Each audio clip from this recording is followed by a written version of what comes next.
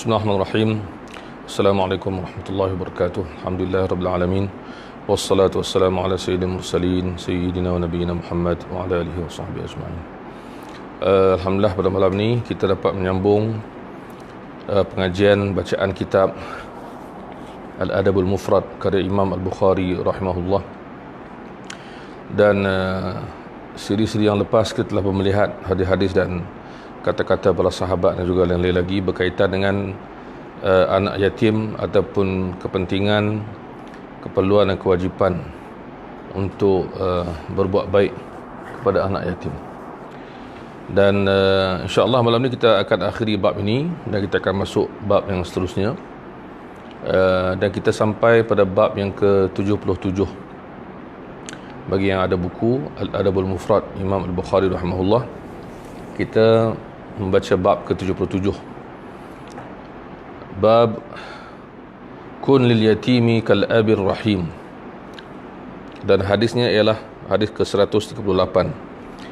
Masuk bab ini ialah jadilah seperti ayah yang penyayang kepada anak yatim. Al-ab iaitu ayah, ar-rahim yang pengasih yang penyayang kepada anak-anak yatim yang sudah pasti tidak ada ibu atau ayah atau keduanya. Dan hadis kita ialah hadis ke-138. Kata Imam Al-Bukhari, haddatsana Amr bin Abbas qala haddatsana Abdul Rahman qala haddatsana Sufyan an Abi Ishaq annahu qala sami'tu Abdul Rahman bin Abza qala Daud. Di sini kita lihat Imam Al-Bukhari membawa kata-kata Nabi Daud alaihissalam. Jadi bila kita tengok pengajaran dalam kitab-kitab seperti ini, kadang-kadang diambil daripada para nabi yang terdahulu. Dan kata-kata para nabi terdahulu ni kita boleh ambil daripada, pertama sekali ialah Al-Quranul Karim, maksudnya kisah umat terdahulu ataupun kisah para nabi dan rasul terdahulu, umat terdahulu iaitu utama para nabi dan rasul. Pertama kali kita ambil daripada Al-Quranul Karim. Dalam Al-Quran kita ada surah-surah yang dinamakan dengan nama-nama para nabi dan rasul. Surah Ibrahim, surah Nuh, dan surah Nabi kita surah Muhammad. Dan kita juga ada kisah para nabi yang terdahulu dalam Al-Quran. Kisah mereka, dialog yang mereka ucapkan. Dan para ulama tafsir mengatakan bahawa kisah yang paling banyak adalah kisah Nabi Musa alaihissalam. Di mana-mana kita buka Al-Quran, insya-Allah dalam mana-mana juzuk ada kisah Nabi Musa. Jadi pertama sumber kita nak ambil kata-kata para nabi ni ialah Al-Quranul Karim, itu sepakat. Yang kedua ialah hadis-hadis yang Nabi SAW jelaskan bahawa mereka berkata begini, mereka buat begini. Kata Nabi Ayub, kata Nabi itu, kata Nabi ini. Kisah mereka diambil daripada pengkisahan Rasulullah SAW sendiri. So ini tak ada masalah. Cuma ada satu kategori, iaitu hadis-hadis yang ada kisah-kisah para nabi terdahulu dan umat terdahulu yang tiada dalam Al-Quran dan tiada dalam hadis, tetapi ia datang daripada sumber-sumber yang tidak dipastikan sahih ataupun tidak dipastikan salah. Ini dipanggil, sebahagian ulama tafsir mengatakan ia adalah Israiliyat. Israiliyat ni apa? Dia adalah kisah atau kata-kata umat terdahulu, sama ada para nabi dan rasul dan bukan nabi dan sebagainya, yang datang daripada penceritaan ahli kitab ataupun datang bukan daripada sumber Al-Quran dan hadis. Jadi bagaimana para ulama berinteraksi dan menerima atau menolak kisah-kisah sebegini? Maka ringkas ceritanya, kalau kita baca penulisan para ulama tafsir, kita akan dapati bahawa ada Israiliyat yang mereka terima, ada Israiliyat yang mereka tolak. Dan setengah orang tersilap anggap Israiliyat ni, dia kata hadis-hadis palsu. Ini bukan pasal hadis, ini bukan pasal kisah di zaman Nabi, ini kisah zaman dulu sebelum Nabi Muhammad SAW. Jadi kita panggil Israiliyat ialah kisah atau cerita atau kata-kata daripada umat terdahulu yang datang daripada sumber yang bukan Quran dan hadis, terutama sumber ahli kitab. Jadi Kita dapati ada panduan daripada baginda sallallahu alaihi wasallam. Di antaranya Nabi menyebut hadithu an bani Israila wala haraj. Maksud hadis itu ialah ceritakanlah tentang Bani Israel. Itu satu. Dan tidak ada masalah, jangan rasa salah. Yang kedua maksudnya ialah riwayatkanlah daripada Bani Israel kisah mereka daripada ahli kitab dan tidak ada kesalahan. So ada dua makna di situ. Dan terdapat hadis yang lain juga yang menyebut la tusaddiquhum wa la tukadzibuhum. Jangan kata betul, jangan kata salah. Jadi ada ruang yang kita panggil mungkin betul ataupun tak pasti, tapi ada pengajaran. Jadi para ulama kumpulkan balik semua benda ni dan bincangkan balik, dan ramai ulama yang tulis tentang ni, menyatakan bahawa ada Israiliyat yang sama macam Quran dan hadis, maka dipanggil Islamiyat. Maksudnya Israiliyat dalam masa yang sama ada dalam Quran dan hadis sama, maka ia dipanggil apa? Islamiyat. Maksudnya memang dah ada pun.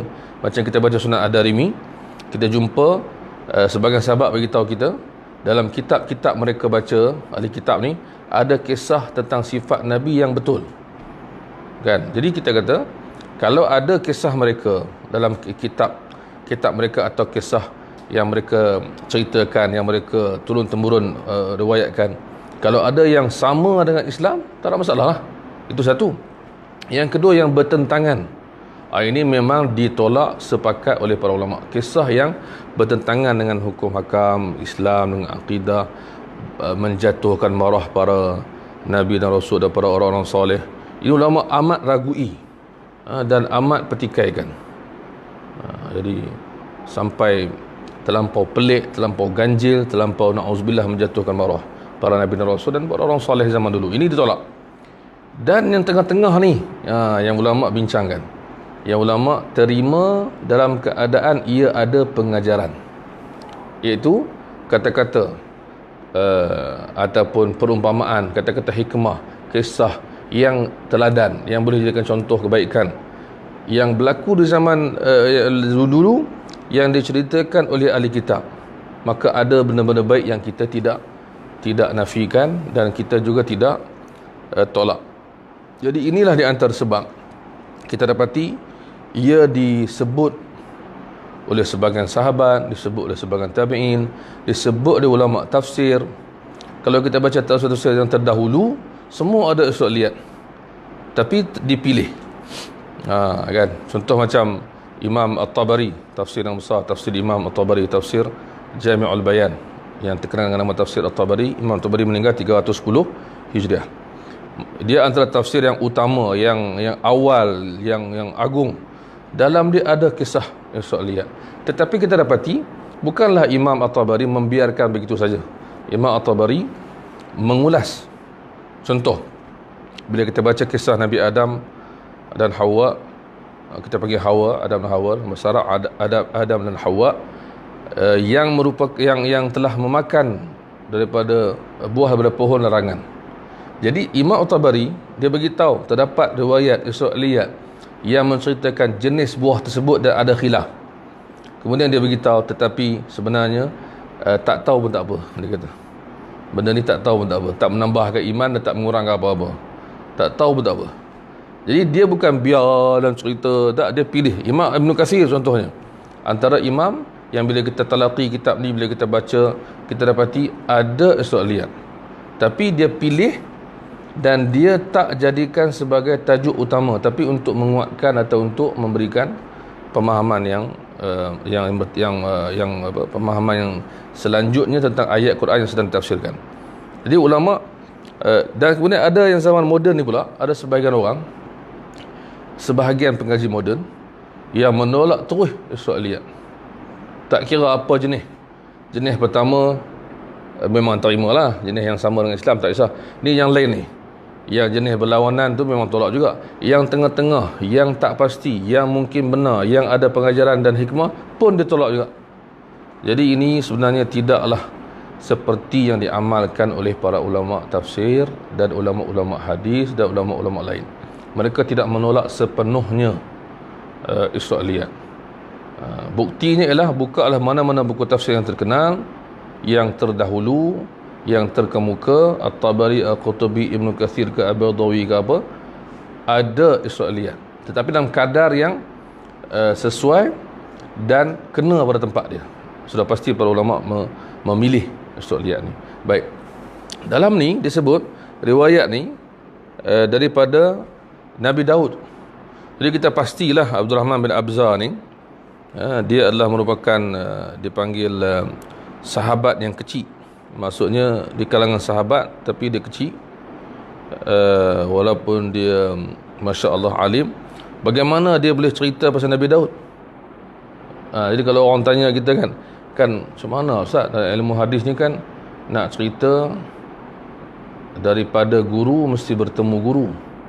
Kalau sahabat tu cerita tentang Nabi, kata Nabi sabda, Nabi buat, dia mesti dengar atau dapat ambil daripada Rasulullah.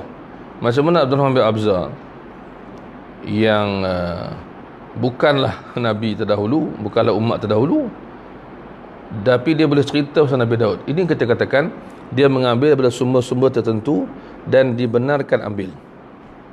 Dan Imam Al-Bukhari pula bawa letak di sini dalam kitab ni menunjukkan bahawa ia merupakan pengajaran yang boleh diceritakan. Itu maksudnya. Jangan pula kita datang mempertikaikan pula. Kita bukan Imam Bukhari, kita tak sama langsung dengan dia, kita tak faham cara dia dan para ulama lain, bukan dia seorang yang menyebut benda-benda ni dalam kitab mereka. Tiba-tiba kita datang dan kita pertikaikan. So ini tak betul, kita tak faham. Kita tidak memahami bagaimana para ulama berinteraksi. Ini zaman sekarang dia cakap macam itulah, manhaj, metodologi, cara berinteraksi. Maksudnya bagaimana para ulama memilih hadis, itu maksud dia, untuk masuk dalam kitab. Jadi kalau dia pilih benda ni, bermakna ia boleh disebarkan dan ia boleh dipelajari. Baik, apa dia pengajaran ni?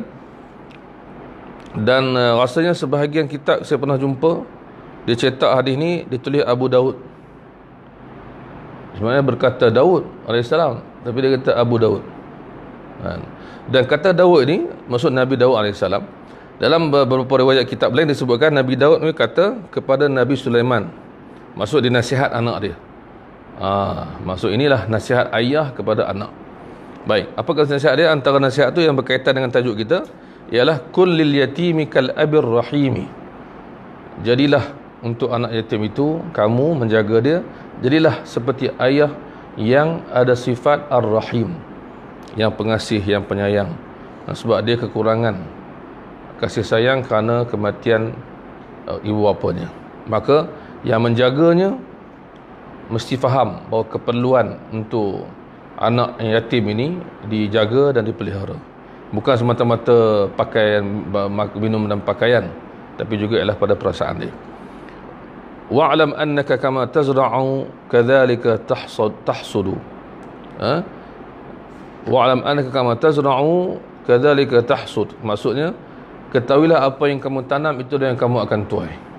So ini nasihat dia macam-macam lah. Maksud dia campur macam-macam ayat. Dia padatkan ayat ni. Dalam sebagai riwayat kitab lain lebih panjang nasihat ni. Maksudnya sebagaimana engkau usaha, insya-Allah itu yang kau akan dapat.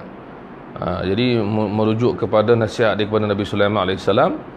Berusahalah dan rancanglah dan sebagainya, insya-Allah kamu akan dapat. Kebiasaannya begitu. Walaupun kita faham bahawa dinisbahkan ataupun diumpamakan kita di macam petani, kebanyakannya, kebiasaannya tanam elok, tumbuh pun elok insya-Allah. Tapi memanglah ada keadaan kadang-kadang bila ditanam tak jadi. Itu adalah takdir dan ujian daripada Allah. Sebenarnya Allah sebut dalam Al-Quran, "Wa lanabluwannakum bi syai'in minal khawfi wal ju'i wa naqsin minal amwali wal anfusi wath thamarat." Ath-thamarat maksudnya Allah akan uji sebahagian manusia yang bercucuk tanam, dia akan dapat hasil yang kurang, ath-thamarat, buah-buahan dan tanaman yang kurang. Jadi ini ujian daripada Allah. Tapi biasanya, kaedahnya, macam kita kata, man jadda wajada. Siapa yang berusaha, dia dapat. Walaupun kita tahu dalam hati kita ada orang usaha tapi tak dapat, kan? Tapi kebiasaannya ialah begitu. Jadi kebiasaannya orang yang menanam, kan, dia akan dapat menuai. Kalau dia tanam, insya-Allah tanam pokok tu, dia akan dapat pokok tu juga. Itu maksudnya. Sebagaimana kamu tanam, itu maksud sebagai nasihat untuk berusaha. Ma aqbahal faqra ba'dal ghina. Alangkah buruknya miskin selepas kaya. Apa maksud kata-kata ni? Kalau dilihat daripada zahirnya, maksudnya antara yang kisah yang paling sedih apa? Dulu dia kaya, kemudian dia miskin. Nak beritahu bukanlah maksud dari segi syarak, tapi dari segi sedihnya manusia. Ada masa dia kaya, tiba-tiba jatuh papa ke dana. Macam ada orang selalu buat macam-macam kisah. Kalau kisah miskin ke kaya, itu kisah menarik, happy ending, kisah yang semua orang kagum. Macam kisah Steve Jobs yang miskin sungguh sampai minta makan di gereja, dan dia cerita tu akhirnya dia jadi kaya, dan Masya Allah, walaupun dia dah meninggal sebab sakit. Macam juga orang lain, ada orang cerita pasal apa tu, yang buat motor yang bunsiu Honda tu kan, bunsiu tu asal orang miskin, macam itulah. Ramai orang. Jadi kisah susah menjadi kaya, kisah yang menarik. Tapi kisah yang daripada kaya menjadi miskin, kisah sedih. Kerana Nabi kata antara yang menyedihkan dalam hidup ialah dulu dia ada, kemudian dia tiada. Dan dalam masa yang sama juga kita faham bahawa kaya dan miskin, kalau dikisahkan daripada hadis-hadis Nabi SAW dan juga daripada kata-kata ulama, kaya dan miskin bukanlah semestinya mengikut harta. Sebab itu Rasulullah SAW pernah bersabda, yang kita semua tahu, Nabi sebut, laisal ghina an kathratil arad walakin al ghina ghina nafs. Bukanlah kaya itu kaya yang banyak kamu miliki harta. Kaya juga, tapi bukan kaya sebenar. Tapi kaya sebenar ialah ghina nafs, kaya jiwa. Dan kadang-kadang orang tanya, apa maksud kaya jiwa? Para ulama menyebutkan kaya jiwa ialah kaya iman dan ilmu. Iman dan ilmu. Jadi itu adalah kekayaan sebenar. Maka macam Sayyidina Ali dan lain-lain orang kata, harta kita jaga dia, ilmu dia menjaga kita. Maka orang yang berilmu adalah orang yang kaya sebenarnya. Dia kadang-kadang orang iri hati dan cemburu kerana alimnya dia, seolah-olah dia ada harta. Bila kita tengok ada orang hafiz Quran sampai tepat hafazan dia, sedap bacaan dia, kita cakap, ish, kalaulah aku macam tu, kalaulah anak aku macam tu. Jadi bayangkan masa kita cemburu tu, masa kita duk sebut tu, kita sebut benda yang tak nampak, kan? Macam kita tengok orang kaya kan, oh syok lah kalau ada kereta macam tu kan. Kita itu benda nampak, tapi rupanya ada satu lagi yang lebih daripada kekayaan dunia, iaitu ilmu dan ibadat dan lain-lain. Sebab itu bila Imam At-Tabarani, tak salah saya, ulama kurun keempat, meninggal 360 Hijrah, dia pernah berdebat dengan seorang ulama lagi, dan dilihat debat itu oleh seorang menteri di zaman tu. Dan menteri itu kata, ketika At-Tabarani menang debat itu, ketika itulah aku merasa kalaulah aku jadi macam At-Tabarani. Sedangkan dia dah kaya, dah ada jawatan, tapi masa tu dia kata, masa tu masa At-Tabarani menang tu, kalaulah aku jadi macam dia. Bermakna orang yang kadang-kadang memiliki harta, dia sebenarnya ada kekurangan juga, dan dia nak jadi macam orang lain. Sedangkan orang lain tu pula mungkin dia tak sedar yang ilmu tu adalah kekayaan. Sebab itu bagi penuntut ilmu atau bagi keluarga penuntut ilmu, menuntut ilmu agama ni satu kekayaan. Ilmu ni tak dapat dibeli, tak dapat dinilai, terlalu tinggi harga dia. Baik. Kemudian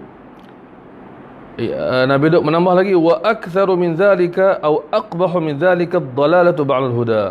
Dia kata memang miskin selepas kaya itu sedih dan buruk, orang tak suka, tapi ada lagi yang lebih buruk, iaitu sesat selepas dapat hidayah. Nauzubillah. Sesat selepas dapat hidayah. Sebab tu bila berlaku kisah orang-orang munafik, kan, berlaku kisah orang murtad, maka kita sedih, dia rugi dunia akhirat. Mungkin orang yang miskin dia hanya rugi dunia. Sebab itu bila ada hadis yang menyebutkan bagaimana orang yang paling susah hidup dekat dunia masuk syurga, malaikat bertanya kepada dia, adakah kamu pernah susah dulu? Dia mengatakan tidak, dia lupa. Sebab dia terlalu gembira masuk syurga, dia lupa kesusahan yang telah dihadapi. Manakala satu lagi kisah dalam hadis juga, orang yang kafir dan dia paling kaya dekat dunia, kemudian dia masuk neraka, malaikat tanya, adakah kamu pernah senang di dunia? Dia jawab, tidak pernah. Dia lupa kesenangan sebab terlalu pedih siksaan. Jadi ini kita kata kaya miskin ni memang sedih, tapi ada lagi yang paling sedih. Maka sebab itu kita berdoa kan, Rabbana la tuzigh qulubana. Setengah orang salah baca la tuzigh dengan ain, kan, la tuzigh ghain. Rabbana la tuzigh qulubana, wahai Tuhan kami, janganlah Engkau pesuhkan hati-hati kami ba'da id hadaitana, selepas Engkau telah berikan hidayah kepada kami. Jadi ini doa yang kita baca selalu. Dan kita juga baca doa yang Nabi ajar, Allahumma tsabbitni ala dinika wa ala ta'atik, kan, teguhkanlah. Jadi kita, maksudnya Nabi Daud bagi dua perbandingan kan. Satu, betapa orang tak nak jadi miskin selepas dia kaya, tapi ada lagi teruk. Jauhilah yang lebih berat, iaitu sesat selepas hidayah. Wa idza wa'adta sahibaka fanjis lahu ma wa'adtahu fa illa taf'al yurithu bainaka wa bainahu adawatan. Maksudnya apa?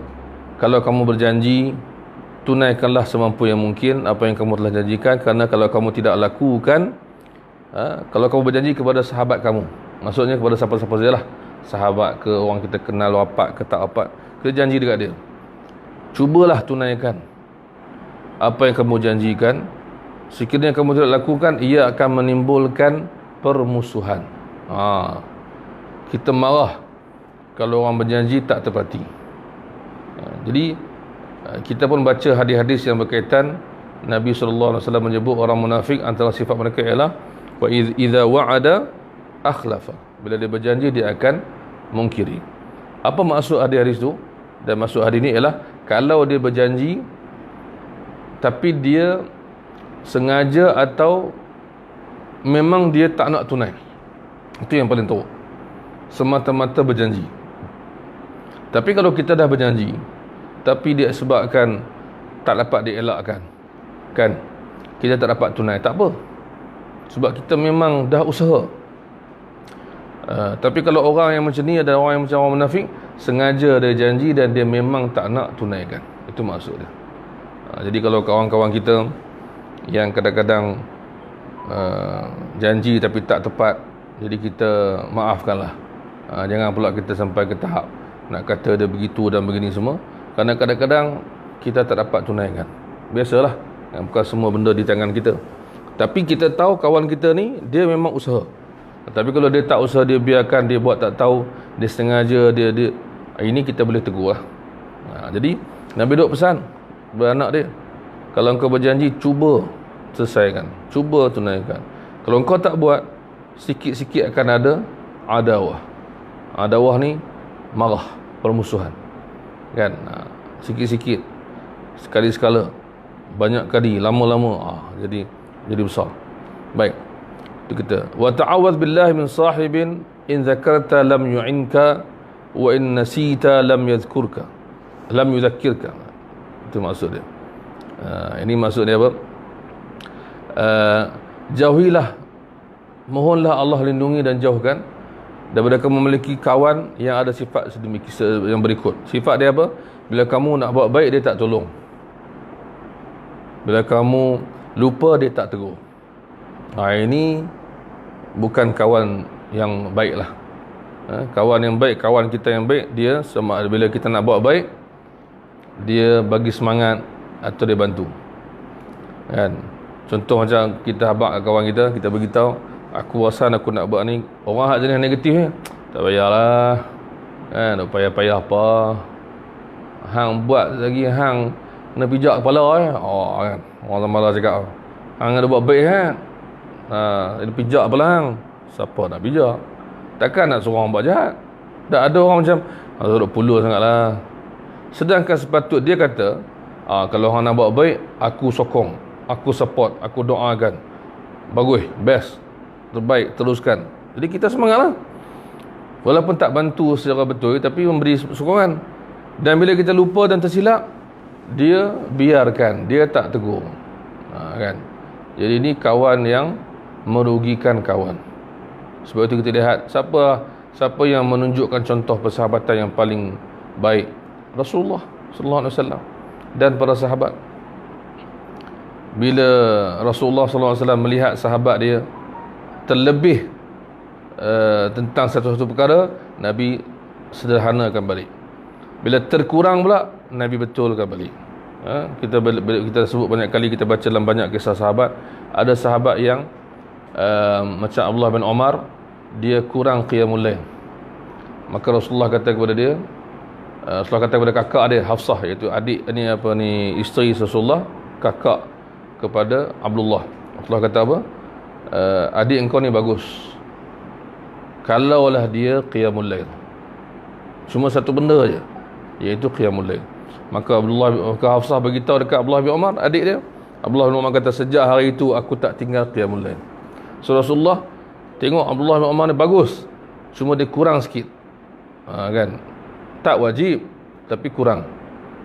Alangkah baiknya kalau dia buat begini. Maka Rasulullah mengalakkan dia untuk buat lebih baik. Kemudian Nabi SAW pula ada sahabat lain pula macam Abdullah bin Amr. Tadi Abdullah bin Umar dan Abdullah bin Amr bin Al-As, yang puasa qiyamul lail. Maka Nabi tegur dia, kamu ada hak yang kamu kena tunai, kamu kena rehat juga, kamu kena begini. Maka Nabi sederhanakan balik, kan. Kemudian kes yang ketiga, Nabi tengok seorang sahabat pakai baju yang amat lusuh dan lama. Kemudian tanya dia, kamu ada harta tak? Ada. Harta daripada apa? Harta yang Allah bagi kepada aku, Rasulullah. Harta banyak, harta aku punya. Maka Nabi kata, bila Allah bagi satu kepada hamba dia, Allah suka untuk melihat kesannya pada hamba dia. Jadi kadang-kadang kita beli baju baru, duit kita ada, kadang-kadang kita zahirkan nikmat, tak salah. Maka Rasulullah dia tengok sahabat dia, mana yang lebih, mana yang kurang. Itu sahabat, itulah guru sebenar, itu kan sahabat sebenar, kan. Bila sahabat dia buat baik, dia sokong. Bila sahabat dia buat silap, dia tegur. Itu sahabat yang terbaik. Sebab tu Rasulullah dan para sahabat adalah contoh persahabatan yang paling ikhlas. Persahabatan yang paling ikhlas.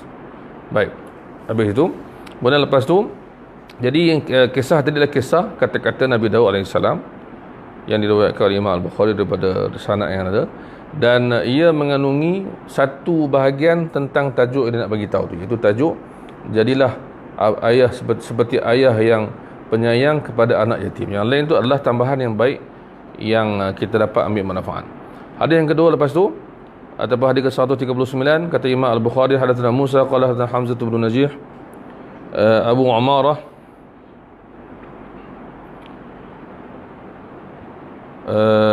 qala sami'tu al-Hasan yaqul, Hasan al-Basri. Biasa kalau kita jumpa Hasan, biasanya Hasan Basri. Laqad ahidtu al-muslimina wa inna ar-rajula minhum yusbihu fa yaqulu ya ahliyah ya ahliyah, yatimakum yatimakum ya ahliyah ya ahliyah, miskinakum miskinakum ya ahliyah ya ahliyah, jarakum jarakum wa usni'a bi khiyarikum. Dia beritahu, dia kata satu masa dahulu, maksudnya zaman yang sebelum dia, yang ramai orang yang baik-baik. Dia kata satu masa dahulu orang Islam ni sentiasa mengingatkan keluarganya tentang benda-benda baik, buat baik kepada anak yatim, buat baik kepada orang miskin, buat baik kepada jiran dan sebagainya. Sentiasa begitu banyak orang yang menyuruh untuk menjaga kebajikan di mana-mana. Maksudnya zaman dulu zaman yang penuh dengan kebaikan. Nabi pun cakap kan, hadis yang masyhur, Nabi kata khairun nas atau khairul qurun qarni, kan, sebaik-baik generasi dan manusia adalah keturunan zamanku. Summa alladhina yalunahum, kemudian selepas mereka, summa alladhina yalunahum, selepas mereka. So pada zaman sahabat, tabi'in, tabi'in ini adalah zaman kegemilangan. Sampaikan Anas bin Malik pernah kata, kami para sahabat, kami tidak berbohong dan kami tak tahu bohong macam mana nak bohong. Maksudnya bersih, elok. Sebab tu di zaman sahabat, dalam dari segi periwayatan hadis ataupun daripada maklumat menyampaikan hadis, menyampaikan maklumat, mereka tak bohong, mereka silap kalau lupa, itu je. Jadi maksudnya datang musibah selepas zaman sahabat bila ada orang yang menipu hadis, kan, buat apa, tipu dalam bab percakapan hadis. Para sahabat tersalah je. Orang baik dia silap. Dia tak tipu hadis kan, hadis Nabi SAW, dia tak tergamak. Itu maksud dia. Baik. Jadi dia beritahulah, dulu lain. Dulu orang Islam sentiasa menjaga kebajikan, sentiasa mengingatkan keluarganya, jaga anak yatim, jaga orang miskin, jaga macam Rasulullah dan para sahabat.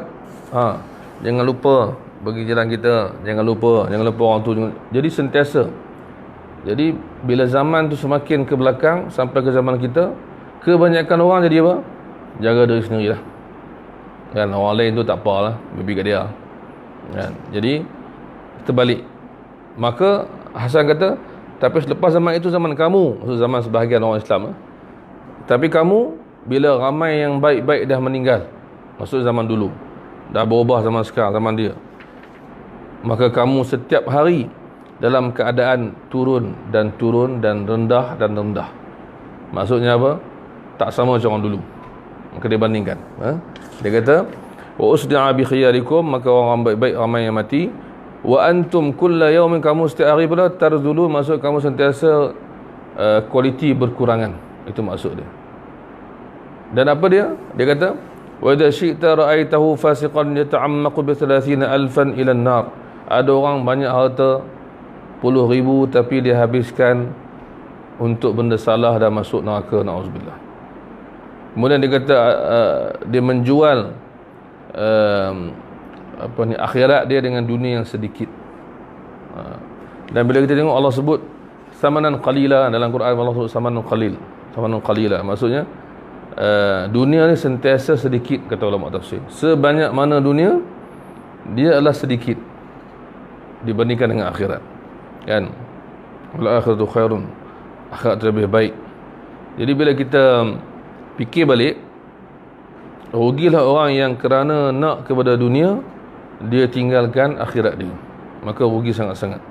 Dan ada orang kata Al-Hasan juga, yang sentiasa berada dan lalai dan leka di jalan syaitan. Tidak ada penasihat baginya dalam dirinya dan juga daripada manusia. Maksud ada orang yang bukan macam orang zaman dulu, yang dia tidak menasihati dirinya, dan dia pun tak ada kawan yang boleh nasihat dia, maka dia berbeza dengan orang yang sebelumnya. Sentiasa ada orang nasihat buat baik. Maka dibandingkan dua generasi. Dan di mana-mana zaman pun ada sekumpulan manusia yang sebegini. Ada orang yang tak perlu langsung dosa pahala, ada orang yang hanya kira dunia, ada orang yang jaga agama, ada orang yang sederhana. Dan kadang-kadang kita dengar orang yang tak perlu dosa pahala ni, dia tak kira, asalkan dia dapat duit ke apa ke, dia tak kisah. Macam juga orang yang nak berubat penyakit, kan, sampai dia kata sudah,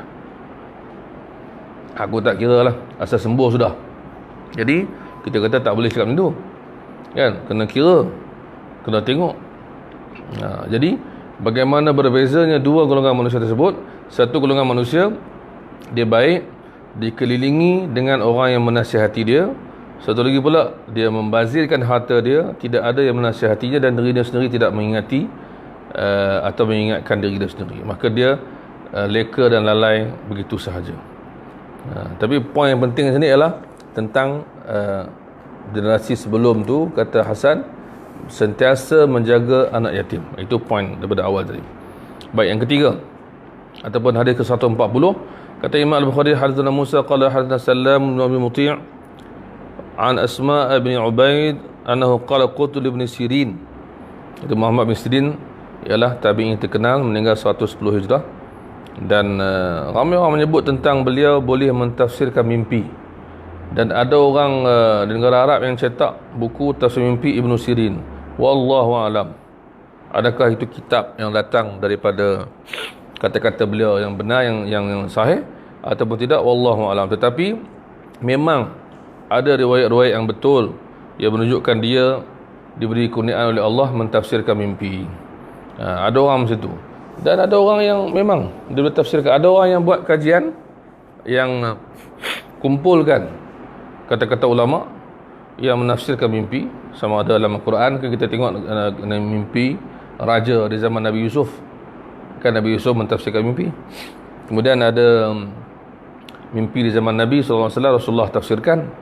Ada yang dia pernah, baginda SAW pernah berikan kepada Abu Bakar As-Siddiq, tafsirkan.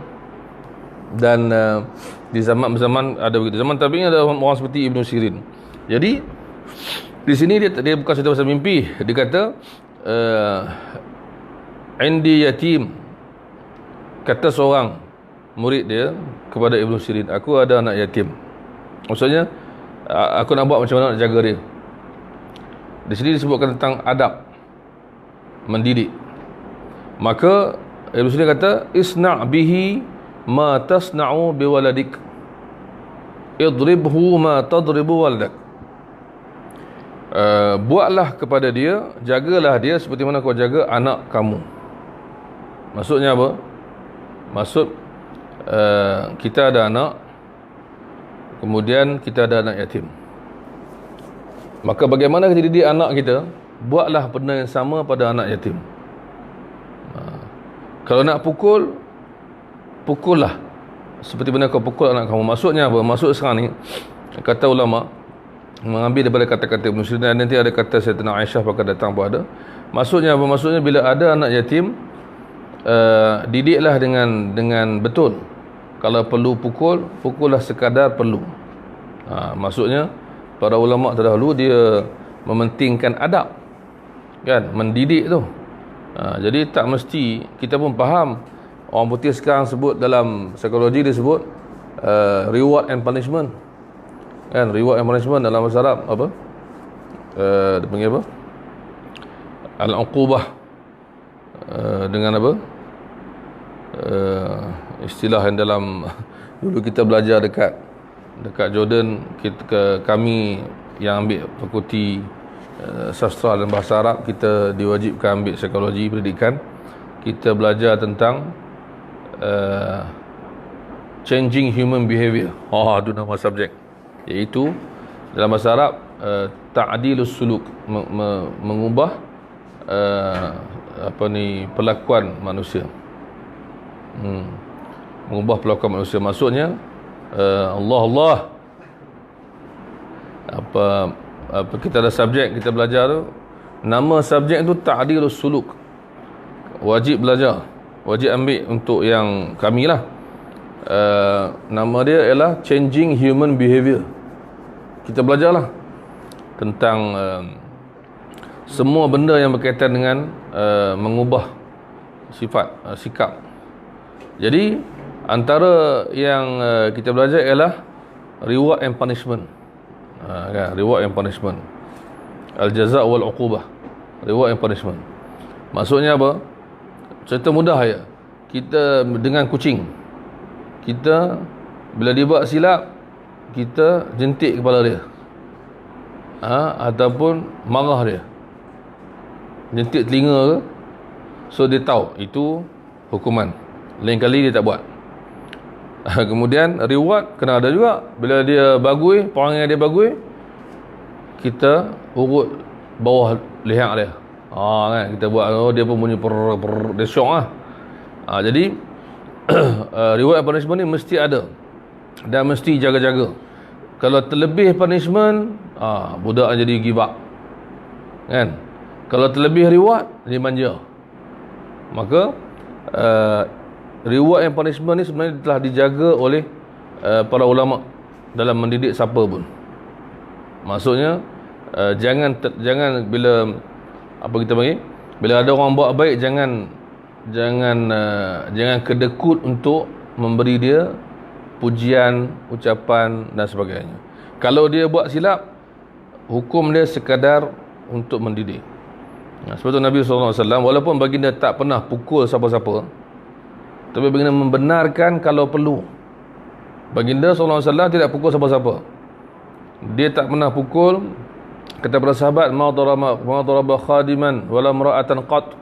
Nabi tidak pernah memukul khadam atau wanita, maksudnya termasuk anak dan segala semua, tak pernah. Tapi Rasulullah sebutlah hadis lain. Nabi kata, alimu auladakumus salah wa hum abna'u sab'in. Maksudnya ajar anak sembahyang umur 7 tahun. Kan? Wadribuhum 'alaiha wa hum abna'u 'ashrin. Kalau mereka tak buat sampai 10 tahun boleh pukul. Jadi pukul ni adalah sekadar mendidik, tapi dia ada dibenarkan. Kita pun tahu macam mana mungkin zaman kita berada di sekolah ataupun lebih lama lagi mungkin mak ayah kita belajar, memang cikgu ni garang, boleh pukul, boleh rotan, tapi untuk mendidik, kan. Jadi bila nenek saya, dia bila dia rotan cucu dia ke siapa yang lambat semayang ke yang apa, dia kata, aku rotan ni bukan rotan hang, aku rotan iblis. Tu dia ayat tu, kan. Aku rotan bukan rotan hang, aku rotan iblis. Semangat marah tu, kan. Cucu pun lari bergedik, kan, lari menjerit. Orang Kedah kata semayang ke apa. Jadi didik, kan. Jadi bukanlah dia pukul setiap masa. Dan bila buat baik dia kata, bagus, hang ni bagus, hang ambil duit, ambil hadiah, ambil ni, ambil makan, kan. Jadi kita jadi seimbang. Jadi ni yang maksudkan oleh Ibn Sirin, kamu jagalah anak yatim itu seperti kamu menjaga anak kamu. Walaupun tadi kita baca ada lafaz yang menyebutkan jaga macam ayah yang penyayang. So ayah yang penyayang ialah ayah yang boleh imbangkan antara reward and punishment. Dia tak boleh reward sampai reward tu tak ada makna, kan. Setiap kali balik rumah mesti beli coklat. Orang Kedah coklat lah, gula-gula, coklat atau hadiah, sampai budak tu jadi manja. Setiap masa dia nak, tiba-tiba tak beli, dia mengamuk. Mengamuk ni payah, bukan mengamuk kena masuk jin, dia mengamuk pasal manja. Kadang-kadang kita jumpa, kan, di supermarket ada budak kecil duk teriak, duk merau, duk menjerit, mengamuk, marah mak ayah pasal dia nak something dia tak dapat. Kita rasa ke mana? Tengok tu, kita yang pandai. Sekejap lagi, kan. Tapi mak ayah budak tu pasal dia dah train macam tu, dia dah tak boleh nak ubah dalam masa yang singkat. Dia dah ajak sampai dah mendalam yang budak ni akan dapat dan dapat. Sekali tak dapat, budak tu mengamuk, marah, dia sabar. Tapi sabar apa dah hak dia jugalah. Tapi dia malu jugalah depan orang ramai. Budak tu berguling-guling ke, budak tu menjerit, nak tu, nak ni, nak. Jadi kita tengok, la ilaha illallah, kita pula nak marah. Mak ayah tu nak marah juga, tapi dia dah berada dalam situasi yang tak dapat dielakkan. Tapi kalau dia didik anak dia betul-betul, kita beli yang murah, jangan beli selalu. Beritahulah ayah mak tak ada duit, bukan abang tak ada duit, abang ada duit tak ada, duit kurang, jangan minta. So bila dia ajar, maka budak tu akan membesar dalam keadaan. Saya ingat saya kecil dulu, disebut juga ni, diriwayatkan juga oleh apa pak cik, makcik, maklum semua ni, riwayat yang sahih lah. Pasal kita kecil tak ingat. Saya duk main kereta yang sama, duk main kereta mainan ni, kan. Kita ada ni mula apa mainan yang satu tu duk main, kan. Duk main tu, duk bawa, lagi tidur dengan kereta tu, kereta sampai hilang color, kan. Kereta tu kereta tahan, dia kereta macam besi tu. Kereta tu duk main tu, tidur dengan yang tu, mandi hak tu, lagi main yang tak ada pernah terfikir beli kereta lain. Zaman lah budak Hot Wheel mana beli satu, Hot Wheel dia beli bag. Kena ada koleksi, kena apa, kan. Minta maaf lah siapa yang buat koleksi Hot Wheel tu. Dia terasa pula. Tapi tu cerita dia. Zaman dulu orang kata apa, kita mungkin dididik macam tu. Tapi zaman lah ada orang, alhamdulillah masih ada orang yang mungkin kurang, ada orang yang budak ni berjaya sikit je dah bagi hadiah yang lumayan. Tapi kalau sampai tak ada hadiah, sampai asyik hukum, budak tu akan tertekan. Jadi mana ini semua dikira mengikut keseimbangan dan kebijaksanaan. Baik. Kemudian bab yang berkaitan juga, bab 78, babu fadlil mar'ati idza tasabbarat ala waladiha wa lam tazawwaj. Kelebihan wanita, ibu yang ada anak, dia sabar, dia jaga dan dia tak berkahwin lagi. Maksud suami dia meninggal, dia sabar, jaga ibu tunggal, jaga anak, itu maksud dia. Kata Imam Al-Bukhari, hadatsana Abu Asim an Hasim bin Qahmin an Shaddad Abi Ammar an Auf bin Malik an Nabi sallallahu alaihi wasallam. Baik. Rasulullah kata dalam sabda hadis ni, ana wa mra'atun. Nabi nak beritahu dia akan memuliakan orang yang sifat sebegini akan dekat dengan Nabi di akhirat. Kita akan baca hadis sebelum ni. Nabi tunjuk dua jari, tunjuk dan tengah. Nabi kata, ana wa kafilul yatimi kahatain yaumil qiyamah kahatain. Aku dan yang menjaga anak yatim macam ni di akhirat. Maksud sebelah menyebelah, maksud Nabi dapat dia dapat jumpa Nabi sallallahu alaihi wasallam dekat. Di sini pula Nabi kita satu lagi kategori manusia, iaitu wanita. Safa'ul khaddain. Safa'ul khaddain maksud muka dia ada berubah warna sebab dia ni banyak buat kerja dan banyak susah. Maksudnya dia wanita yang nampak di wajah dia sebab kesusahan dia, dari segi warna, dari segi apa. Wanita yang memang berdikari, bersusah payah, cari rezeki, jaga anak, ibu tunggal. Imra'atun amat min zawjiha, iaitu wanita yang kematian suami. Fasabarat ala waladiha, dia sabar jaga anak dia. Kahataini fil jannah, dia tunjuk dua jari, aku seperti ini dengannya di akhirat. Maksud dia akan dapat ziarah aku, dia baik dengan aku, rapat dengan aku, dan dia dimuliakan. Jadi bagaimana kita panggil kesabaran wanita yang menjaga anak, dan macam mana sabar orang lelaki pun dia takkan mampu sabar macam orang perempuan jaga anak. Cerita dia, saya pernah ingat lagi satu benda yang lawak juga, yang kelakar juga. Syekh Shu'aib Al-Arnaud, masa kami pergi kelas dia, rahimahullah, Syekh Shu'aib ni dia dah tua. Kita pergi kelas dia seminggu 2 kali di Amman. Kita naik bas semua kawan-kawan, sebab kita universiti kita jauh. Jadi satu malam tu kelas dia dah cakap, dia kata betapa hebatnya orang perempuan jaga anak, dan dia merujuk kepada isteri dia.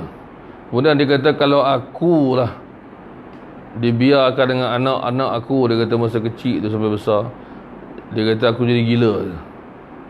Orang lelaki tak mampu.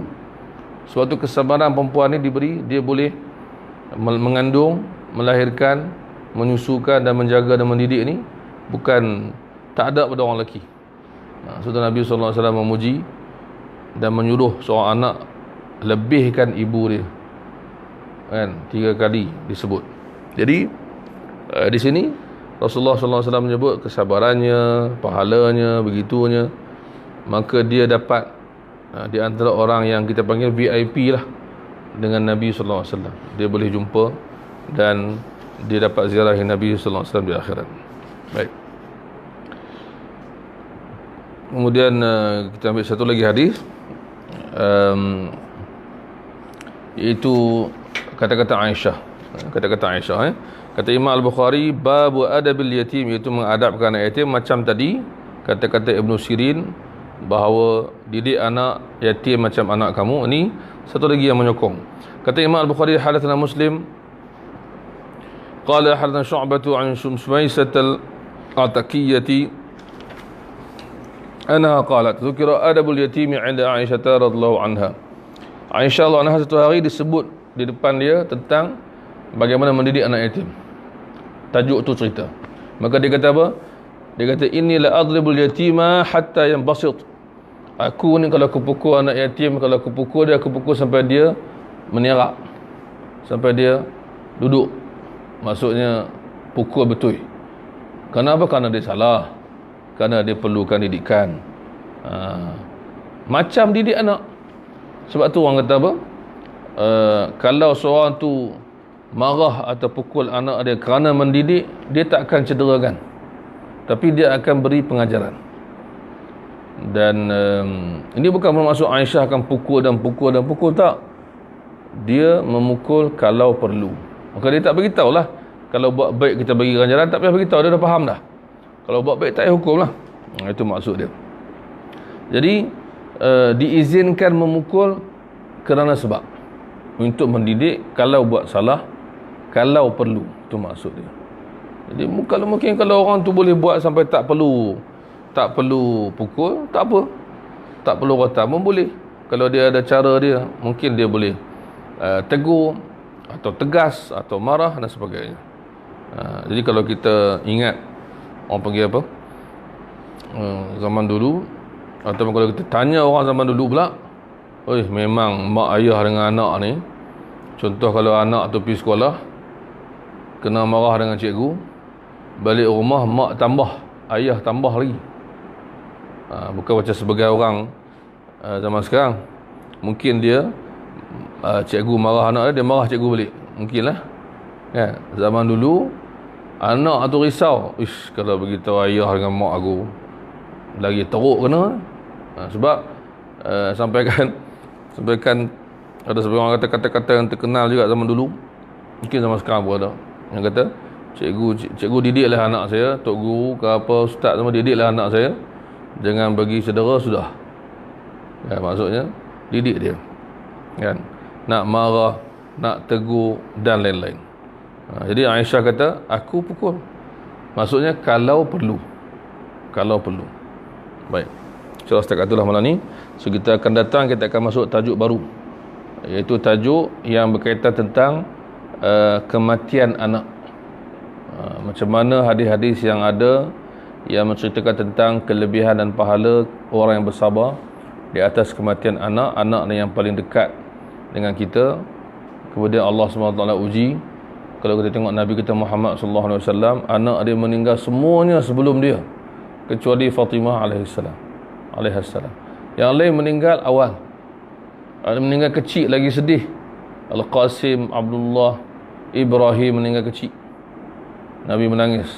Kemudian anak ada yang perempuan meninggal sakit, dah dewasa, dah kahwin, Zainab, Ummu Kulsum dan Ruqayyah.